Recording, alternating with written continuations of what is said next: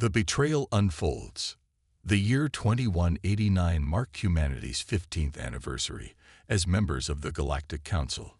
Captain Sarah Chen stood on the bridge of the diplomatic vessel, New Dawn, watching the massive space station grow larger through the viewport. The Council's headquarters, known as Nexus Prime, sparkled like a jewel against the backdrop of distant stars. Its rotating rings house representatives from over 300 species, all working together for galactic peace. Or so they claimed. Sarah had made this journey dozens of times. Each visit to present humanity's quarterly reports, trade agreements, and cultural exchanges had become routine. The humans had proven themselves valuable members of the galactic community. Their adaptability, creativity, and determination had helped solve countless problems across the galaxy. They had mediated wars, developed new technologies, and even saved entire species from extinction. Dr. Marcus Webb joined Sarah on the bridge, his tablet displaying the latest data on human colonies. As the ship's xenobiologist and cultural expert, Marcus had spent years studying the intricate relationships between Council species. His weathered face showed concern as he approached the captain. "Something feels different this time," Marcus said quietly, glancing around the bridge. "The usual communication protocols haven't been followed. Normally, we receive detailed schedules and meeting agendas weeks in advance. This time, we got a simple message saying our presence was required immediately." Sarah nodded, sharing his unease. The New Dawn's crew had noticed unusual activity around Nexus Prime during their approach.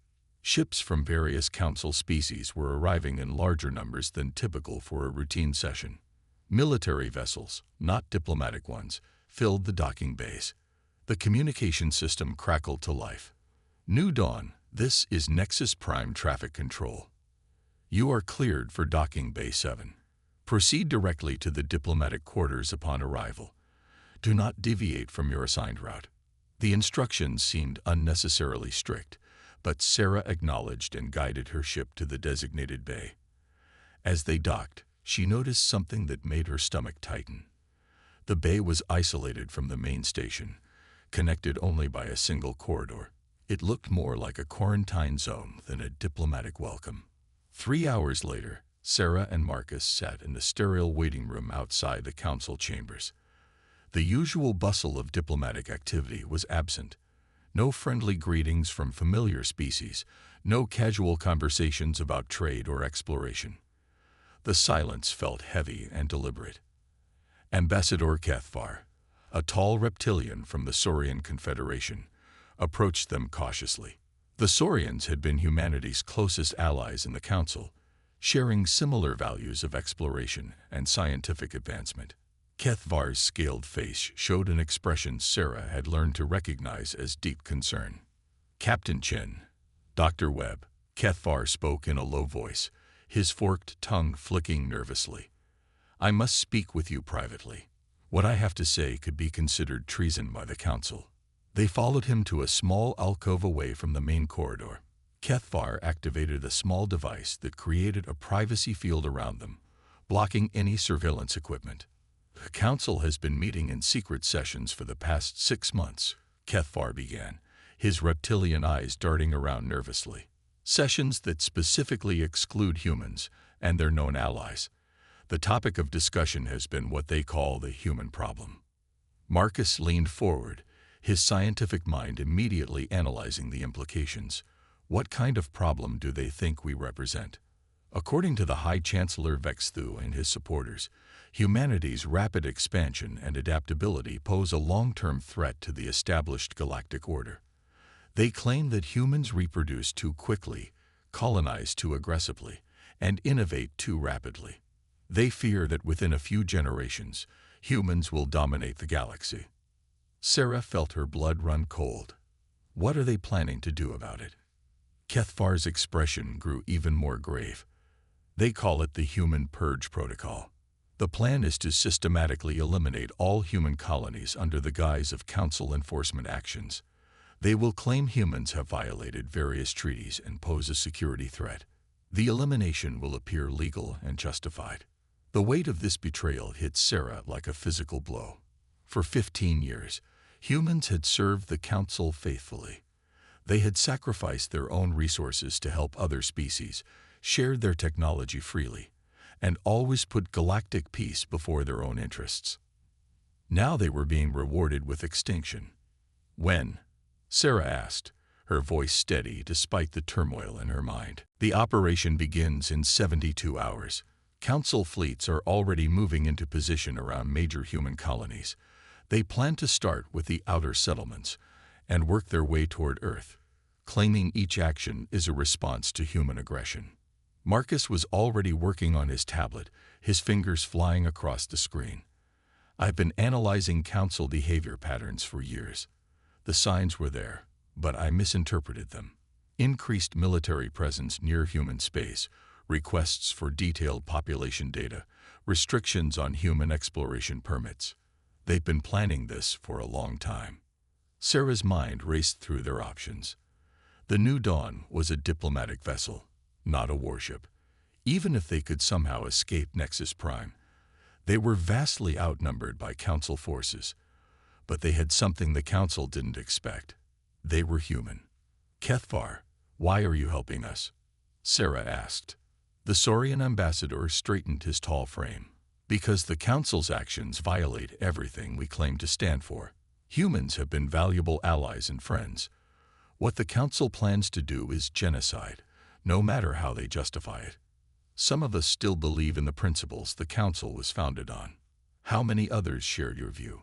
Not enough to stop the protocol through official channels, but enough to provide warnings and perhaps some assistance when the time comes. Sarah made her decision. We need to warn our people. Every human colony, every settlement, every ship in space. They need to know what's coming, and they need to prepare. The Council will monitor all official communication channels, Marcus warned. Any message we send through normal diplomatic channels will be intercepted and blocked. Then we don't use normal channels, Sarah replied with grim determination. The New Dawn has emergency broadcast capabilities designed for disaster warnings. If we can get back to our ship and modify the transmission array, we can send an encrypted message on frequencies the Council rarely monitors. Kethvar nodded approvingly. I can provide you with safe passage back to your ship and delay any Council attempts to detain you. But once you send that message, there will be no hiding your intentions. Good, Sarah said firmly. I want them to know exactly what we think of their betrayal. The three of them made their way back through the station's corridors, Kethvar using his diplomatic credentials to avoid security checkpoints. As they walked, Sarah's communication device chimed with an incoming message from her ship. Commander Jake Morrison's voice crackled through the speaker. Captain, we're picking up unusual fleet movements on long-range sensors. Multiple Council species are deploying what appear to be military task forces. It looks like they're surrounding human space. Understood, Commander, Sarah replied. Prepare the ship for immediate departure. We're coming back now, and we need to leave as soon as possible. Copy that, Captain. Should I alert the crew to potential combat situations? Sarah exchanged glances with Marcus and Kethvar. Not combat, Commander. Something much worse. Prepare the emergency broadcast system and have our best communications officer standing by. We have a message to send. As they hurried through the final corridor to the docking bay, Kethvar grabbed Sarah's arm. Captain, once you send this warning, the Council will brand humans as traitors and use it as justification for their actions. You understand this, don't you? Sarah looked back at the ambassador, her eyes blazing with determination. Let them try. They're about to learn something important about humans. We don't go quietly into the night. The New Dawn's engines were already warming up when they boarded. Sarah took her place on the bridge as Marcus began working with the communications team to modify their broadcast array. The ship's departure was swift and unquestioned, thanks to Kethvar's diplomatic clearance codes. Once they were clear of Nexus Prime, Sarah opened ship-wide communications. All hands, this is the captain. What I'm about to tell you will shock and anger you, but I need everyone to focus on the task ahead. The Galactic Council has decided that humanity represents a threat to their power structure. In less than 72 hours, they plan to begin systematic attacks on human colonies, claiming we are dangerous rebels who must be eliminated. The bridge fell silent except for the hum of the ship's systems. Commander Morrison spoke first. "Captain, what are our orders?" "We're going to warn every human settlement in the galaxy. Then we're going to show the Council what happens when you betray people who only wanted to live in peace." Marcus looked up from his console. "Broadcast array is modified and ready, Captain. I've programmed the message to transmit on multiple emergency frequencies that most human colonies monitor. The encryption should keep the Council from understanding the content, but they'll know we're sending something." Sarah moved to the communication station and began recording her message. "This is Captain Sarah Chen of the diplomatic vessel New Dawn. I am transmitting this warning to all human colonies, settlements, and vessels. The Galactic Council has betrayed us. They plan to eliminate humanity under false pretenses of security enforcement. This operation, called the Human Purge Protocol, begins in approximately 70 hours. You have that long to prepare, evacuate, or defend yourselves as you see fit. Trust no Council representatives. Trust no Council promises. They have already decided our fate." She paused, thinking of all the human families living peacefully on distant worlds, unaware of the betrayal heading their way. "To our allies who may receive this message, know that we do not blame you for the Council's actions. To the Council members who orchestrated this betrayal, you should have remembered one thing about humans. We are at our most dangerous when we have nothing left to lose." The message transmitted across the galaxy, reaching human colonies on the outer rim first, then spreading inward toward the core worlds. As the New Dawn continued its journey deeper into human space, Sarah knew they had just declared war on the most powerful organization in the galaxy. But they were human, and humans had never backed down from a fight when their survival was at stake. The warning and human response. The emergency broadcast reached the frontier colony of New Geneva just as the sun was setting over its crystalline mountains. Colony leader David Park was reviewing resource allocation reports when the communication array began broadcasting the priority signal on every available frequency. The message that followed changed everything. David's weathered hands trembled as he listened to Captain Chen's warning. New Geneva was home to 15,000 humans who had spent decades building a peaceful life on this distant world. They had gardens, schools, and small industries that supported nearby trading routes. The thought of Council fleets arriving to destroy it all seemed impossible, yet the authentication codes confirmed the message's legitimacy. Within minutes, every human settlement across the galaxy was buzzing with activity. The warning had reached colonies spanning hundreds of light years, from the mining operations in the Kepler system to the agricultural worlds near Vega. Each community faced the same terrible choice: flee into the unknown or stand and fight against impossible odds. Admiral Rosa Martinez received the message aboard the heavy cruiser Defiance while conducting routine patrols near the Centauri colonies.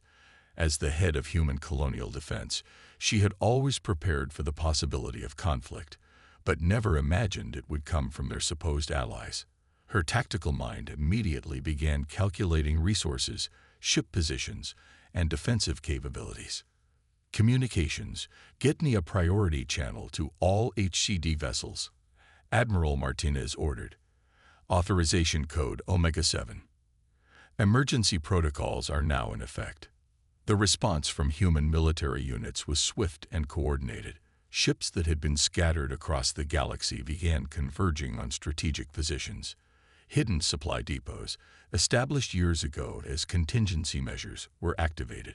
The humans had learned from their history on Earth.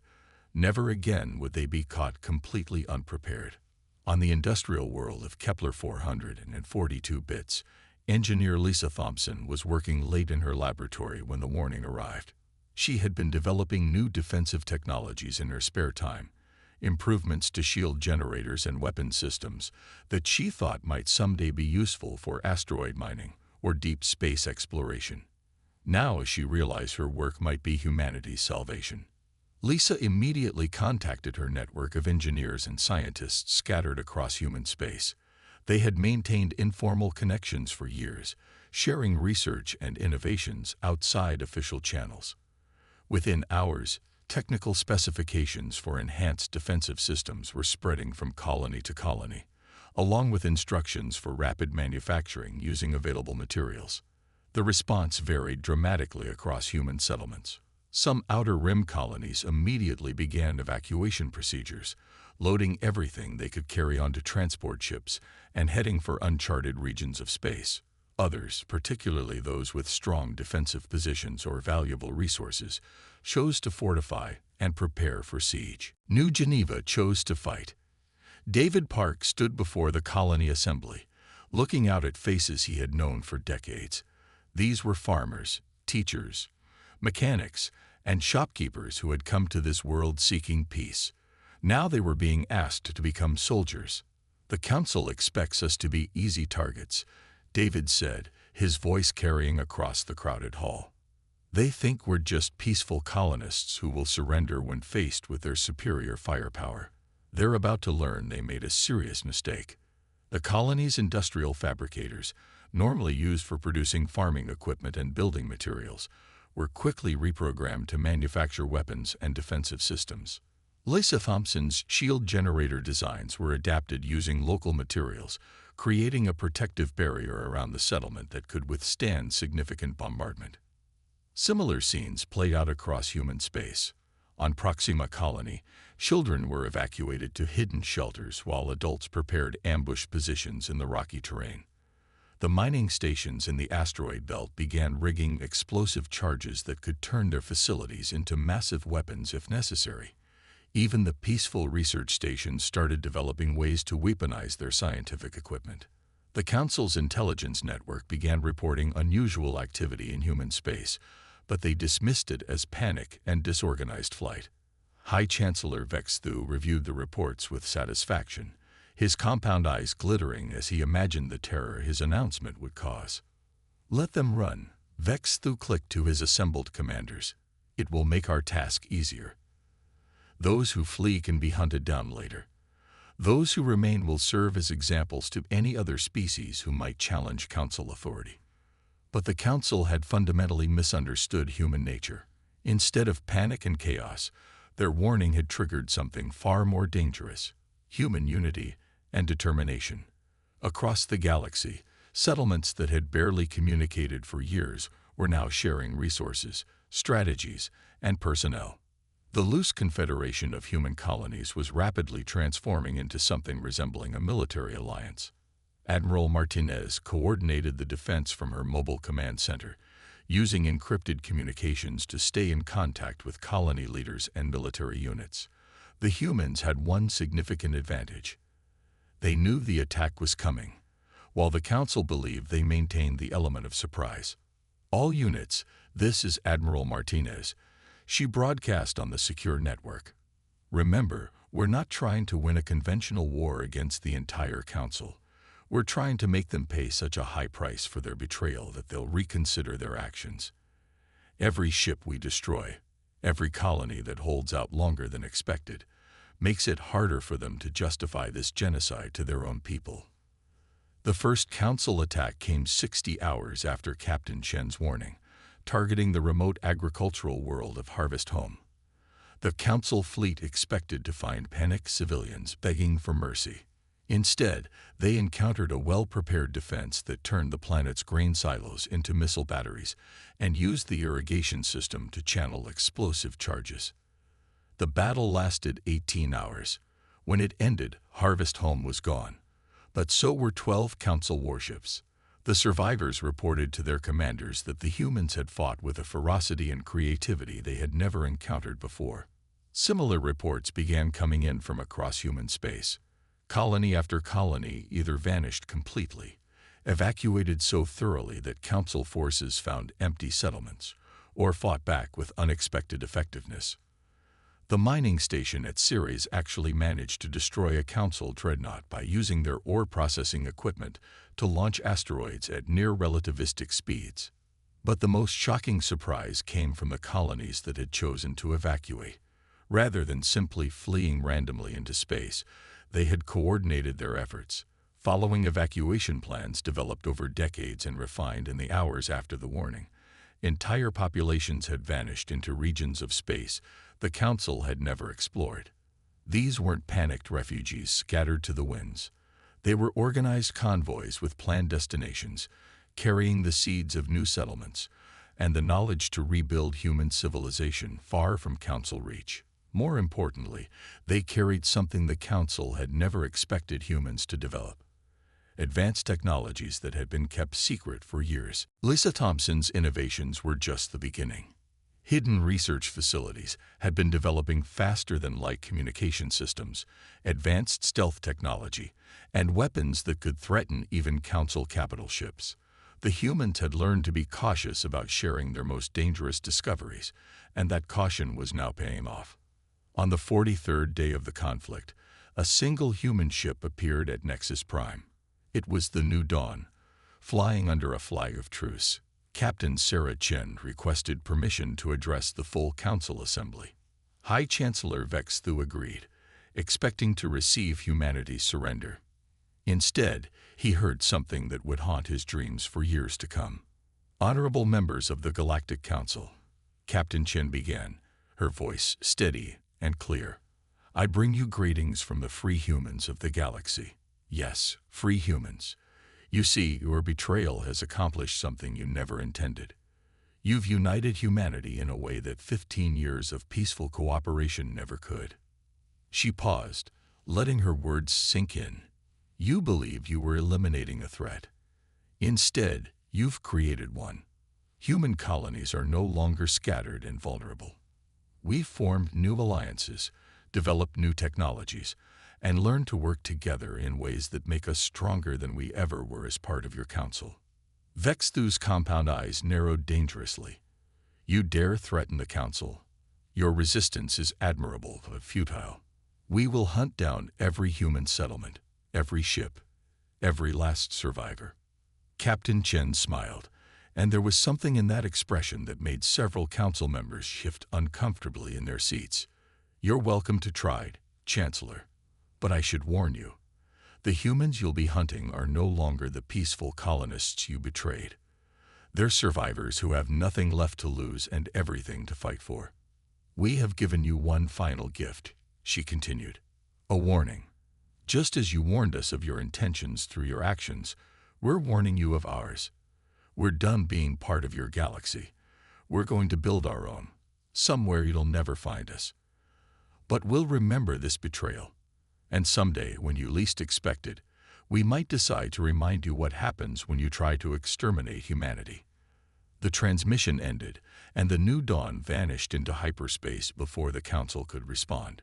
In the months that followed, human activity in Council space gradually ceased. The remaining colonies either fought to the last defender or simply vanished, leaving behind empty worlds and cryptic messages. The Council had succeeded in driving humanity from their territory, but they had also learned a terrifying lesson about human nature. Betrayal doesn't destroy humans. It transforms them into something far more dangerous than they ever were before. In the deep void between galaxies, human ships continued their journey toward distant stars. They carried with them the knowledge, determination, and unity forged in the fires of betrayal. The Council had wanted to eliminate the human threat. Instead, they had ensured that humanity would never again trust anyone but themselves. And somewhere in the darkness of space, human civilization was growing stronger, preparing for the day when they might return to settle old scores. The Council had given humanity one last warning: run. Humanity had taken that advice and disappeared into the vast unknown. But they had left behind their own warning, a promise that echoed in the minds of every Council member who had supported the betrayal. They should have let humanity live in peace.